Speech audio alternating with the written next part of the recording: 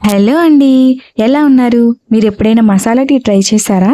చేయకపోతే ఇలా ఓసారి ట్రై చేసి చూడండి.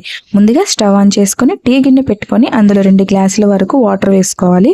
అందులో కొద్దిగా అల్లం, 3 లవంగాలు, 2 దాల్చిన చెక్క, 2 ఇలాచి కూడా వేసుకొని బాగా మరిగిన తర్వాత 2 టీ స్పూన్ల టీ పౌడర్ వేసుకోవాలి. ఇలా 2 నిమిషాలు మరిగిన తర్వాత 2 గ్లాసుల వరకు మిల్క్ వేసుకొని బాగా మరగనివ్వండి. ఇలా మరిగిన తర్వాత మధ్య మధ్యలో గరిటతో బాగా కలుపుకొని 2-3 నిమిషాలు బాగా మరగనివ్వండి. తర్వాత 2 టేబుల్ స్పూన్ల షుగర్ కూడా వేసుకోవాలి.